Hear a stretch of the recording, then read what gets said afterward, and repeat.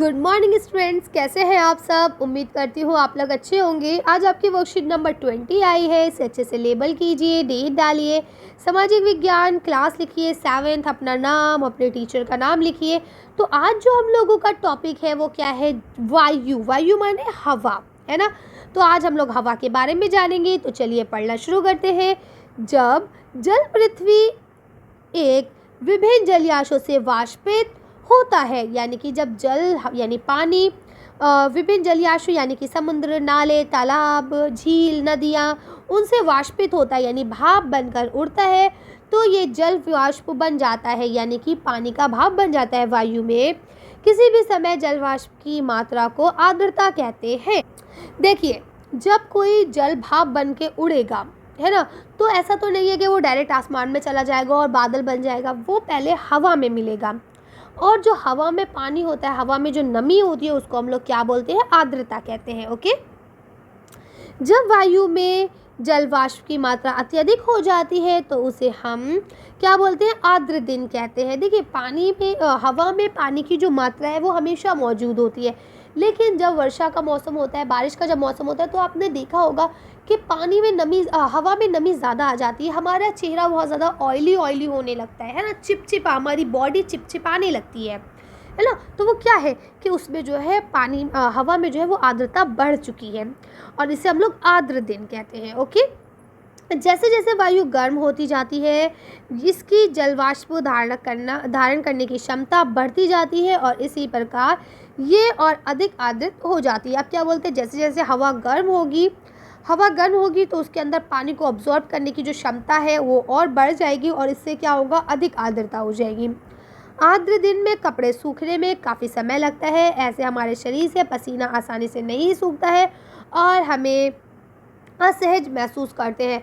तो देखिए, बिल्कुल ठीक बात है जो भी मैंने आपको बताई। देखिए, हमारे जो हम कपड़े धो के फैलाते हैं वो कैसे सूखते हैं, वो हवा से ही सूखते हैं, है ना, क्योंकि हवा के अंदर जो गर्मी होती है वो पानी को अपने अंदर ऑब्जॉर्ब कर लेती है। लेकिन अब अगर पहले से ही उसके अंदर पानी ऑब्जॉर्ब होगा तो वो और पानी ऑब्जॉर्ब नहीं कर सकती ना। एग्जाम्पल आप लीजिए, एक गिलास है, गिलास खाली है, अगर आप उसमें पानी डालेंगे तो पानी भर जाएगा, लेकिन अगर वो गिलास ऑलरेडी भरा हुआ है तो क्या आप उसमें और पानी डाल सकते हैं? सिंपल, नहीं डाल सकते। सेम इसी तरह से अगर हवा में पहले से ही आर्द्रता मौजूद है, पानी मौजूद है, तो आप क्या उसमें और पानी डाल सकते हैं? नहीं डाल सकते, है ना। तो इसी वजह से जो आपके कपड़े हैं वो नहीं सूखते हैं, पसीना निकलता रहता है, पसीना आसानी से नहीं सूखता, और हम भी बहुत ज़्यादा इरिटेट महसूस करते हैं। ठीक है, आगे चलते हैं। अब हम पढ़ेंगे वर्षण के प्रकार। वर्षण के कितने प्रकार होते हैं, चलिए देखते हैं। तो देखिए, यहाँ पे लिखा है सुहावनी वर्षा। तो सुहावनी वर्षा किसे कहा जाता है, गर्म वायु वाली वर्षा होती है। ठीक है, अब ठंडी वायु और गर्म वायु जब मिलती है तो चक्रवाती वर्षा होती है, और जब मॉइस्चर एयर यानी कि आपकी आर्द्र हवा मिलती है तो ये पर्वतीय वर्षा होती है। ठीक है, तो इस तरह से ये 3 प्रकार की वर्षाएं होती हैं, आप लोग इसे देख सकते हैं। चलिए आगे चलते हैं। यहाँ लिखा है जब जल वाष्प ऊपर उठता है, यानी कि जो जल वाष्प है वो क्या हो रहा है, ऊपर उठ रहा है, तो यहाँ ठंडा होना शुरू हो जाता है।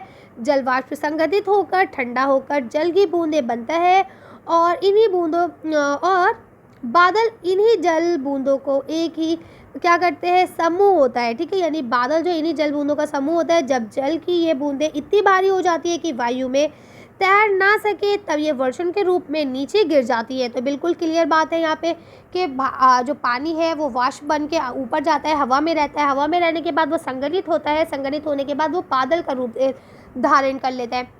लेकिन बादल के रूप में पानी उसी वक्त तक रह सकता है जब तक बादल उसे उठा सके, और जब बादल को लगने लगता है भाई अब मैं नहीं उठा सकता, मैं थक गया, तो वो पानी जो है वर्षा बन के हमारी पृथ्वी पर आ जाता है। सिंपल, ये प्रोसेस है आपके बारिश होने का। आगे चलते हैं। आगे लिखा है आकाश में उड़ते हुए जेट हवाएं, जो आपकी जेट हवाएं होती हैं, हवाई जहाज़, जेट हवाई जहाज़ अपने पीछे सफ़ेद पथ चिन्ह छोड़ते हैं। आप सब ने देखा होगा कि जो हवाई जहाज़ जा रहे होते हैं ऊपर जो है आपके पीछे वाइट निशान छोड़ते जाते हैं। इनके इंजनों से निकलने वाली नमी संघनित हो जाती है।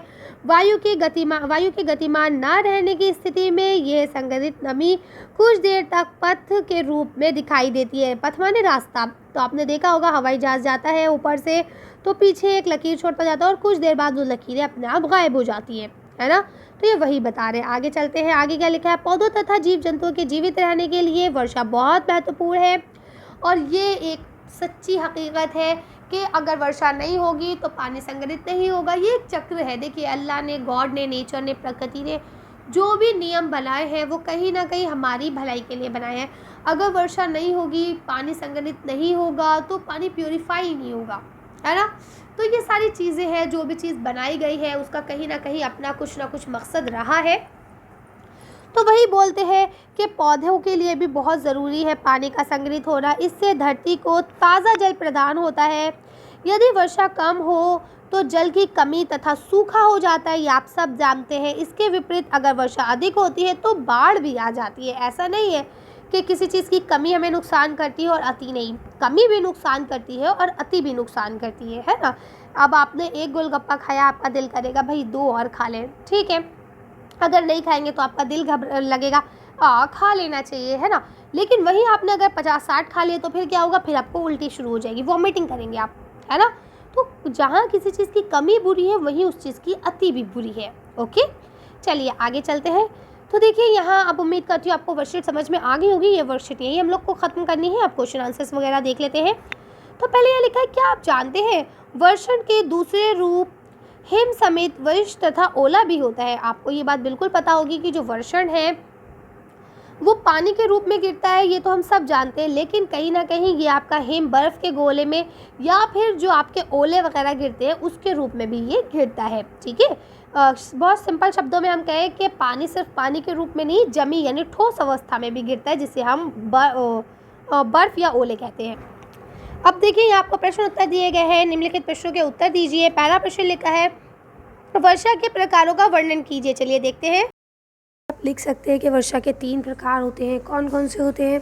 साहबनी वर्षा, चक्रवाती वर्षा और पर्वतीय वर्षा, ठीक है। सेकंड क्वेश्चन यह लिखा है, वर्षा के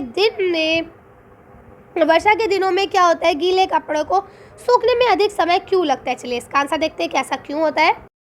इसका आंसर यहाँ से लिखेंगे कि वर्षा के दिनों में गीले कपड़े को सूखने में अधिक समय इसलिए लगता है क्योंकि तब हवा में नमी ज़्यादा होती है, ठीक है। हवा में नमी ज़्यादा होती है इसलिए सूखने में समय लगता है। अब आपका तीसरा क्वेश्चन लिखा है, आपके अनुसार दिल्ली में किस माह में वर्षा सबसे अधिक होती है। तो चलिए इसका आंसर देखते हैं।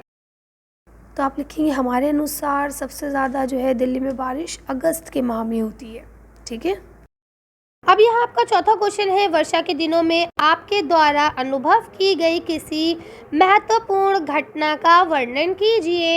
यानी अगर आपने वर्षा के दिनों में कोई घटना को अनुभव किया है तो उसका वर्णन कीजिए। देखिए मैंने ऐसी कोई घटना का अनुभव नहीं किया है, तो अगर आप लोग ने किया है तो आप लोग लिख सकते हैं।